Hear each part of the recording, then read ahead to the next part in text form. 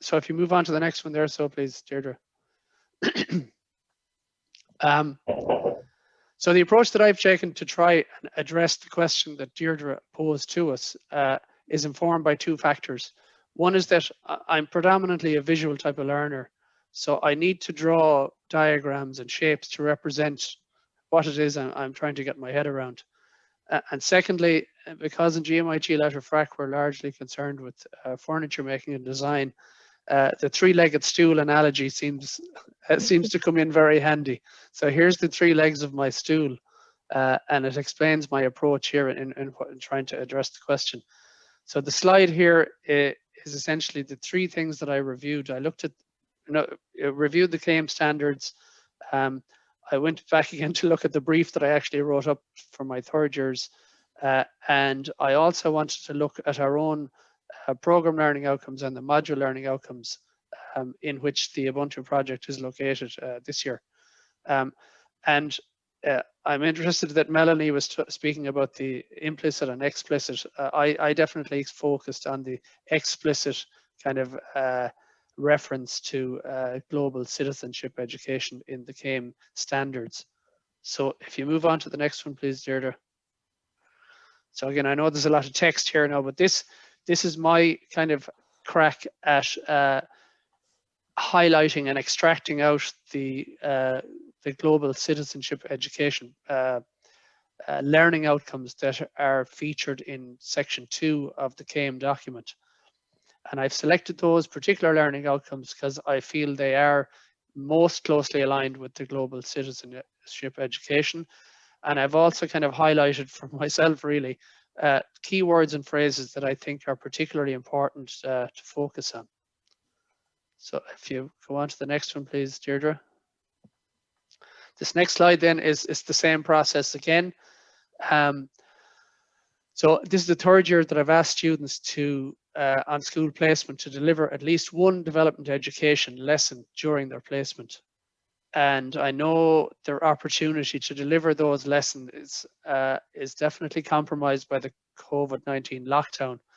But on the upside, this is definitely the best year that I've had in terms of student engagement, because every single student in the class, there's only 18 in the class, in the third year class, every one of them did actually upload to our Moodle page their lesson plans and their resources.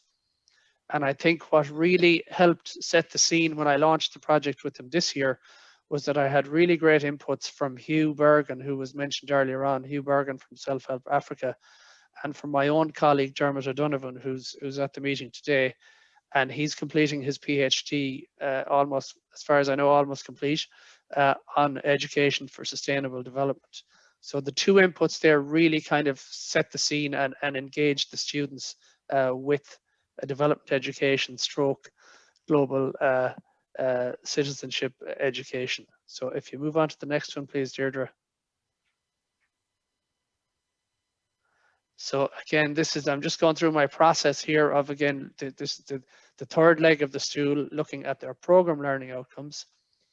And we've got quite a lot of them, 58 in all. And again, I just extracted out the ones that I felt were most closely aligned with what we're talking about today. And I also found that as a lecturer, it's very easy to lose sight of the overall program learning outcomes, especially, you're responsible for you're delivering your own module, and you kind of get wrapped up in delivering the learning outcomes of your own module and maybe lose sight of the program learning outcomes occasionally. So honestly, I actually hadn't looked at our own program learning outcomes for quite a while. So I was very pleasantly surprised to see that it's fairly well embedded in there. Again, demonstrated by the highlights there. We had quite a few learning outcomes in our program that align well, and again are quite explicit in what we're trying to do in terms of global citizenship education. So Deirdre, if you move on to the next one, please. Again, I won't dwell too long on this. These are the module learning outcomes.